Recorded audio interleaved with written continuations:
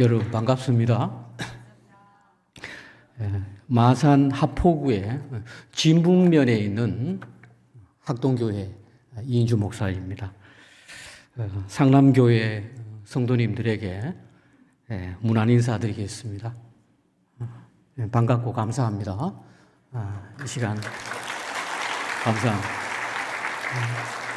예배 가운데 주님의 위로와 평화가 가득 임하시기를 빕니다. 정말 생각도 못한 일들이 작년에 있었습니다.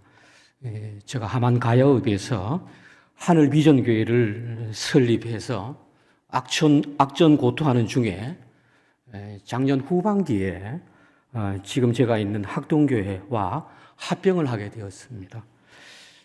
그리고 원래 이 상남교회에서 오늘 이렇게 여러분 앞에 서게 된 것도 정말 꿈에도 생각하지 못했던 일입니다. 하늘비전교회에 있을 때 제가 상남교회 교우 여러분들로부터 두 차례에 걸쳐서 사랑의 큰 빛을 받았습니다. 코로나 때도 상당히 힘들었었습니다. 정말 이 자리를 빌어서 우리 상남교회 성도님들에게 감사의 말씀을 다시 올려드립니다. 오늘날을 여러분 흔히 경이감을 잃어버린 시대라고 부르는 시인들이 있습니다. 현대인에게 세계 어느 곳에도 이제는 더 이상 경이롭지 않다는 것입니다. 여러분 윌리엄 워즈워드라고 하는 영국의 낭만주의 시인은요 노래하기를 하늘의 무지개를 바라보면 가슴이 뛴다 이렇게 노래했다고 합니다. 그런데 오늘날 하늘의 무지개를 보면서 가슴이 뛰는 사람들은 그리 많지 않는 것 같습니다. 경이감이라고 하는 것은 이처럼 하늘의 무지개를 볼 때 뛰는 것과 같은 말로 표현할 수 없는 어떤 정서가 아닌가 이렇게 생각합니다.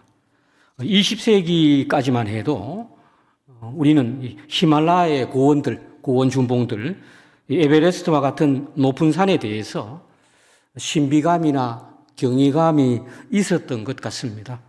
그러나 오늘날 우리는 언제 어디서든지 이 현대 과학 기술을 상징하는 이 스마트폰 하나로 그 미지의 곳이었던 그래서 신비하게만 여겼던 히말라야의 고원들 어디든 다 사차치 드론이라고 하는 이 과학기구가 찍은 영상으로 볼 수 있는 세상이 되었습니다.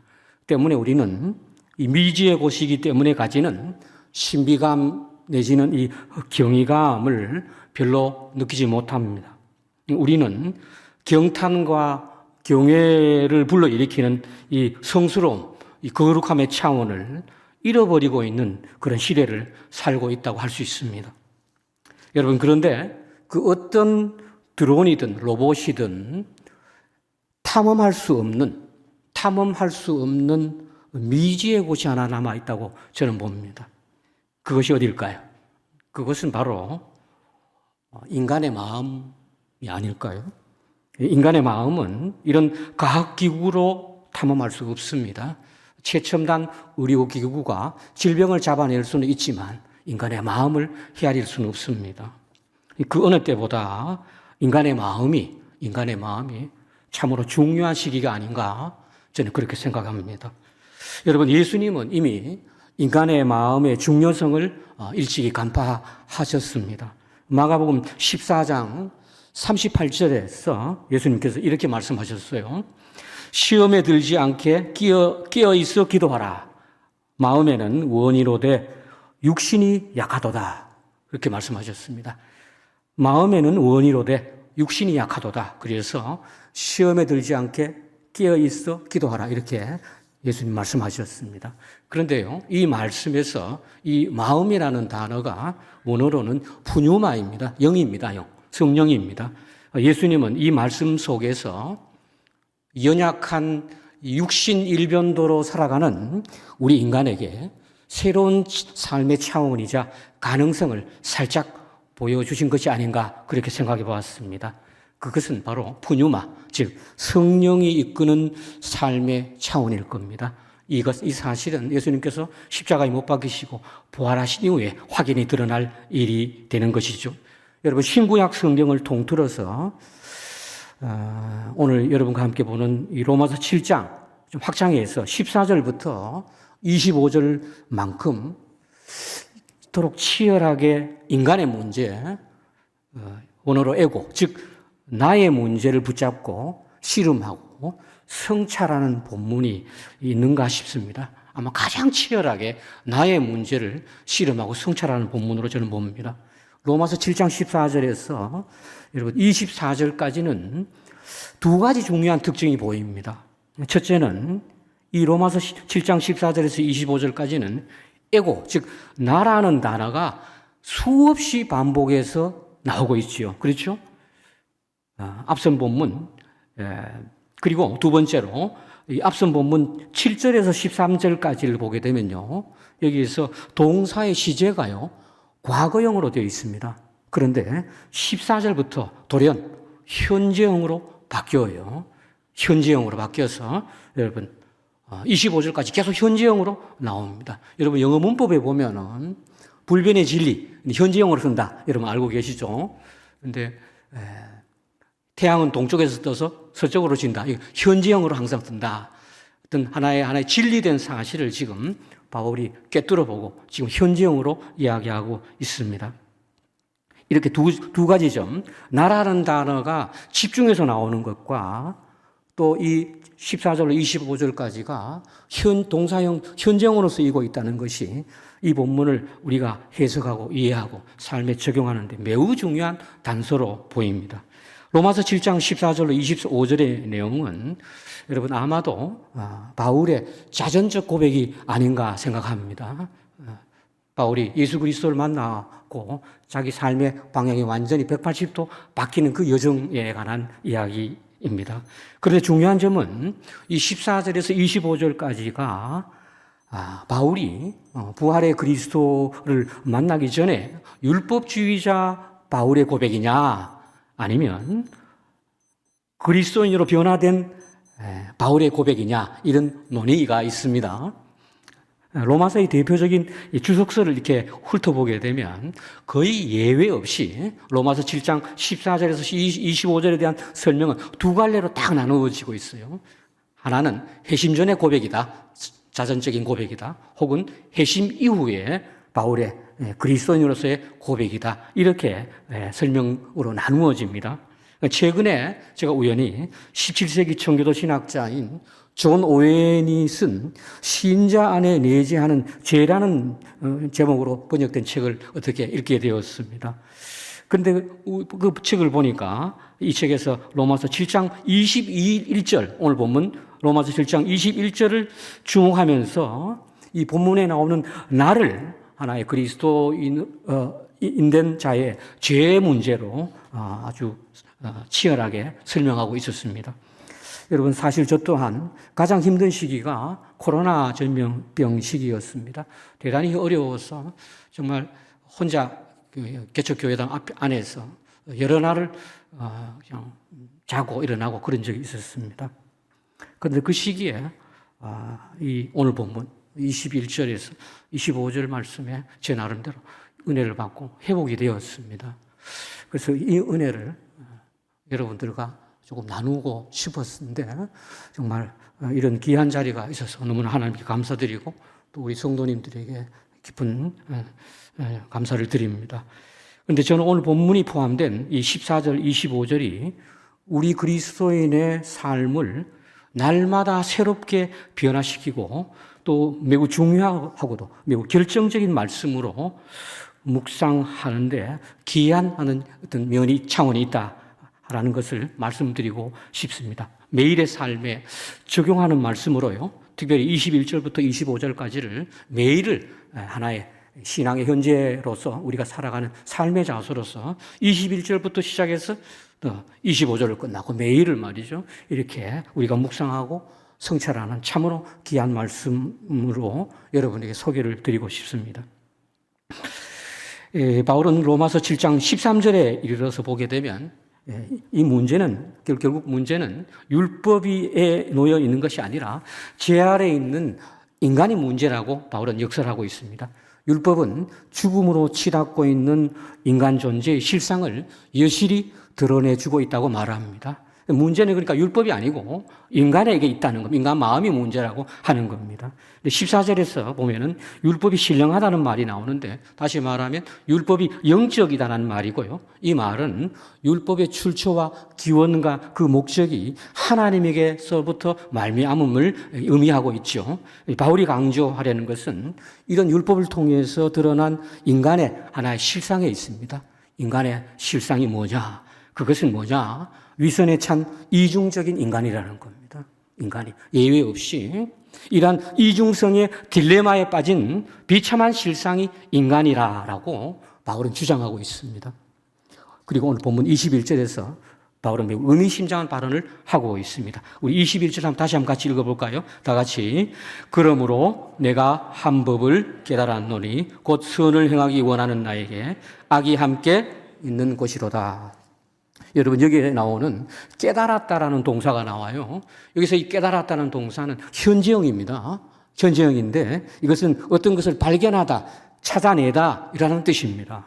여기서 그런데 이 깨달았다는 말은 부활의 주님을 만나기 전에는 전혀 알지 못했던 어떤 새로운 통찰을 큰 깨달음을 바울이 얻게 되었다라는 뜻입니다. 이것은 바울에게 일종의 말하자면 시간이 멈춘 것 같은 대단히 충격적인 하나의 사건, 일종의 대오각성하는 엄청난 종교적 체험의 순간을 현재형의 동사로 서술하고 있다. 그렇게 볼 수 있는 겁니다. 그러니까 이 순간 대단히 중요한 우리 신앙 여정에서 대단히 중요한 하나의 종교적 체험의 하나의 순간인데요.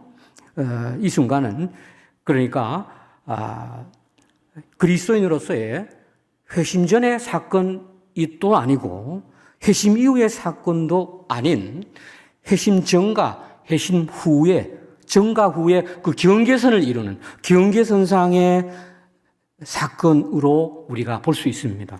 우리는 21절이 그러니까 하나님으로부터 바울에게 은혜로 주어진 하나의 대오각성하는 영적 체험의 순간을 현재형으로 서술하고 있다는 겁니다. 이것이 우리의 굉장히 대단히 중요한 하나의 그 말씀으로 다가오는 역할을 합니다. 뭐냐? 우리가 매일 이것을, 이 말씀을 현재형으로 나를 성찰하고 나를 들여다보는 하나 현재형의 생명의 말씀으로 우리가 볼 수 있다는 겁니다. 매우 흥미로운 점은 이 깨달았다란 이 동사가 여러분 마태복음 13장에 비유의 장이라 하죠.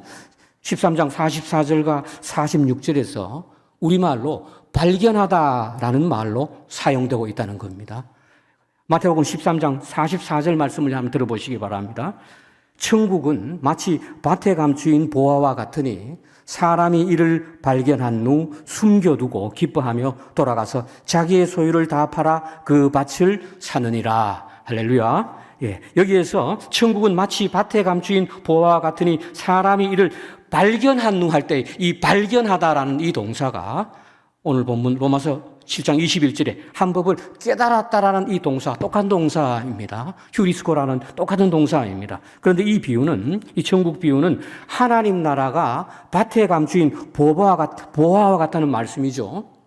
하나님 나라의 실제의 핵심이 되는 예수 그리스도를 발견하는 차원의 중요성을 저는 말씀하고 있다고 보고 있는데요. 그러니까 이 발견하다는 이 말의 의미는요. 그러니까 우리의 일상에서 하나의 특별히 깨닫는 종교적 체험의 순간, 대오각성하는 차원의 말씀으로 우리가 볼 때 은혜가 되는 줄 믿습니다. 그러니까 이것은 전적으로 하늘로부터 주어지는 은혜라는 말씀입니다. 여러분, 바울의 깨달음의 내용이 무엇일까요? 21절을 보게 되면 선을 행하기 원하는 나에게 악이 함께 있다 이렇게 말합니다. 바울은 속사람으로는 즉 마음으로는 하나님의 법을 따르는 한편 인간이라는 것이 겉사람 즉 육신으로는 죄의 법을 따르는 자신의 그 이중성을 바울은 통찰하고 있는 겁니다. 이중성입니다. 중요한 것은. 사랑하는 우리 상남교회 성도 여러분, 우린 여기서 매우 중요한 사실을 발견할 수 있습니다. 그것은 매일매일 우리의 일상에서 우리 그리스도인이 가장 기본적으로 지녀야 할 마음 자세가 무엇이냐 하면 바로 나라는 존재가 이러한 이중성이라고 하는 딜레마에 빠진 존재다. 이것을 직시하는 것이 중요하다는 겁니다. 그리고 이러한 이중성을 가감없이 있는 그대로 정직하게 대면하고 시인하는 자세가 신앙생활에서 굉장히 중요하다는 사실입니다. 우리가 신앙생활을 하면서 여러분 자신의 부정적인 생활 습관을 발견할 때가 있습니다. 저도 수차례 수없이 저의 부정적인 습관을 발견할 때가 있었습니다. 육으로는 대단히 힘들고 괴롭지요. 그런데요, 더 놀라운 사실은 이러한 부정적인 습관을 발견한 직후에 버리려고 할 때 점점 더 버리기가 힘들다는 사실을 깨달을 때 더욱이 어렵습니다. 결심을 하면 할수록 행동이 뒤따르지 못하는 자신을 볼 때마다 대단히 힘들어하죠. 바로 그것이 우리 인간이 처한 딜레마입니다. 예수님께서 그토록 비판했던 여러분 바리새인들, 그 바리새인들의 외식, 바리새인들의 위선을 예수님께서는 비판하셨죠. 바리새인은 겉으로는 자신을 자랑하고 내세우긴 했지만 자신의 모순된 내면을 통찰하고 성찰하지 못했지요. 그런데 이 문제는 여러분, 우리가 윤리도덕적으로 뭔가 부족하고 다른 사람에게 아픔을 주고 이런 윤리도덕적인 이런 문제가 단순히 하나의 윤리도덕적인 문제가 아니라는 점을 우리는 깊이 인식해야 합니다. 그러니까 이것은 좀 더 깊이 인간의 죄라는 인간 존재의 뿌리의 문제라는 겁니다. 바울은 그것을 말하고 있습니다. 오늘 본문이 우리에게 주는 정말 중요한 메시지는 바로 이겁니다. 하나는 우리 인간은 누구나 예외 없이 공고하다는 점이에요. 누구나 예외 없이 말이죠. 비참한 존재라는 말입니다. 그게 24절에 나오죠. 왜 공고하고 비참하냐?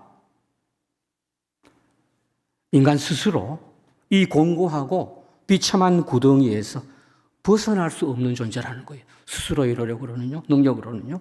그래서 둘째로 바로 이 공고하고 비참한 실상을 있는 그대로 회피하지 말고 이 실상을 정면으로 직시하고 인정하는 점이 대단히 중요하다는 겁니다. 사랑하는 우리 상남교회 성도 여러분, 우리는 무엇보다 마음의 불안과 염려에서 자유로워지고 싶어 합니다. 그러하기에 우리는 그 무엇보다 자기 자신과 먼저 화해하는 법을 체득해야 합니다. 이게 신앙생활에서 대단히 중요한 것으로 저는 깨달았습니다. 자기 자신과 화해하지 못하게 될 때 그것은 자신의 내적 갈등을 그와 함께 살아가는 사람들에게 투사하게 되고 그래서 고스란히 그 주위의 사람들에게 어려움을 피해를 끼치게 되고 사방의 싸움에 전염병을 퍼뜨리게 되는 것 같습니다. 과거의 상처나 왜곡된 자기애로 열등의 의식에 사로잡히거나 자존감이 낮게 되면 그렇게 되면 사람은 다양한 방어기제를 사용해서 가면을 쓰고 살아가려고 합니다.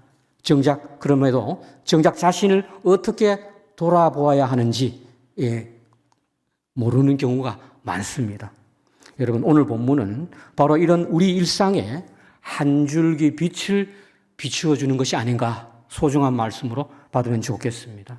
그것은 자기 자신을 있는 그대로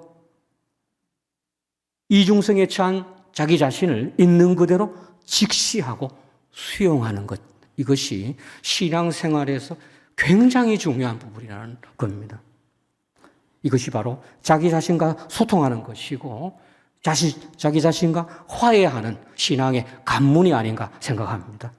여러분, 예수님은 누가복음 18장 9절로 14절에서 보면 바리새인과 세리의 기도를 비교해서 설명해 줍니다.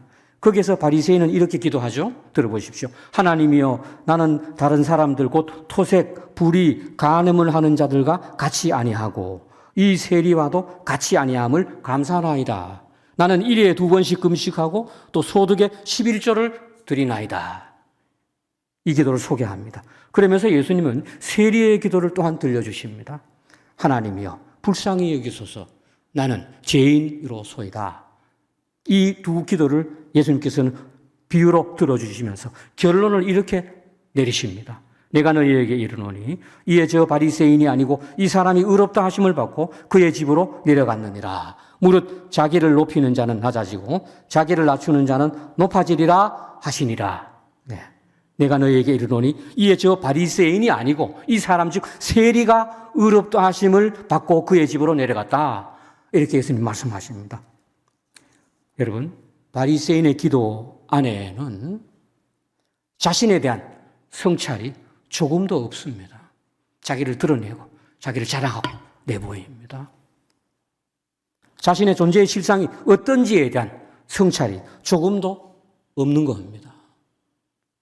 우리는 이제 예수 그리스도로 말미암아 이 무거운 짐을 지고 살아가고 있는 이 이중적인 나를 정말 예수 그리스도 덕분에 있는 그대로 고백할 수 있는 줄 믿습니다. 네.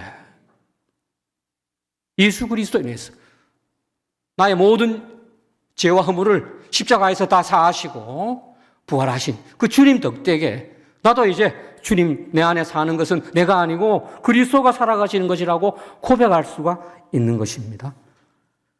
중요한 것은 이중적인 나를 있는 그대로 직시하는 것이 중요함을 거듭 말씀드리고 싶습니다. 이 처절한 나의 존재에 대한 고백이 나를 다시 살릴 수 있는 겁니다.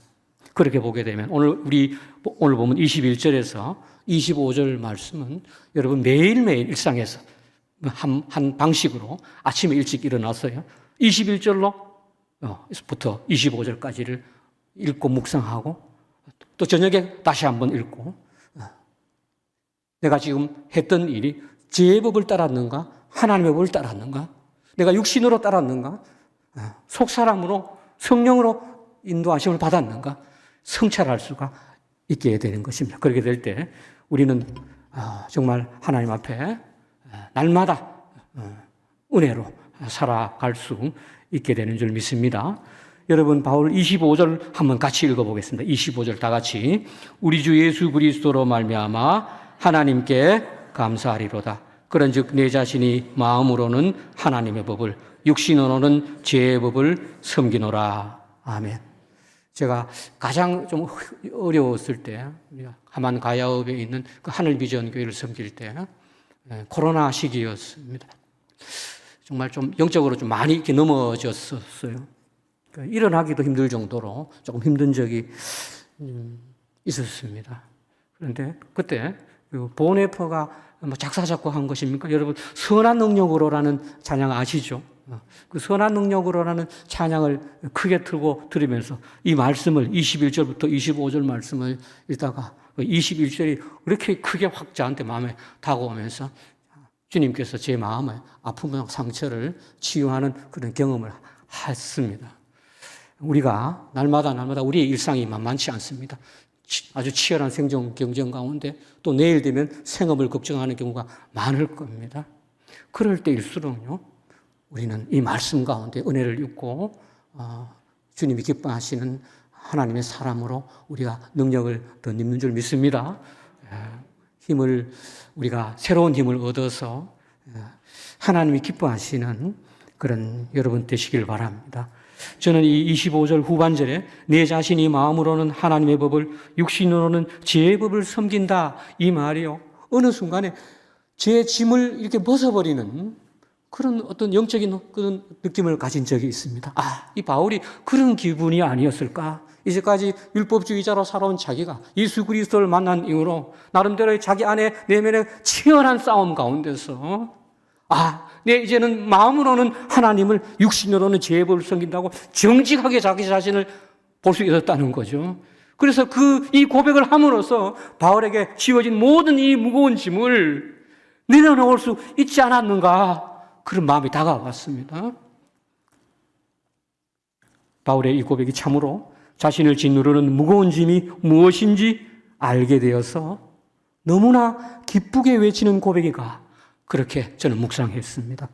여러분 교리적으로 보면 칭의와 성화 이렇게 구분을 하는데 칭의를 이게 justify라고, 이 성화를 sanctify라고 하잖아요. 근데 이 칭의와 성화는 동전의 양면입니다. 분리되는 게 아닌 겁니다. 그러니까 칭의 없는 예수 그리스도로 말미암아 우리가 구원을 받아서 하나님 자녀로 의로운 자녀로 삼아 주신 것, 이것 없는 성화는 없는 거예요.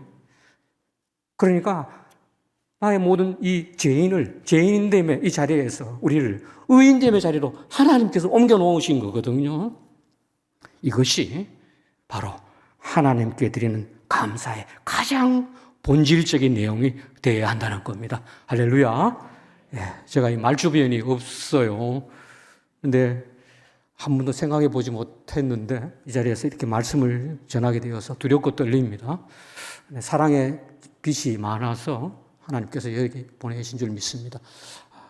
매일매일 오늘 우리에게 받은 이 21절, 25절 말씀이 여러분의 삶 가운데서 생명의 말씀, 남을 살리고 나를 살리는 생명의 말씀이 다 되시기를 주님의 이름으로 축원합니다.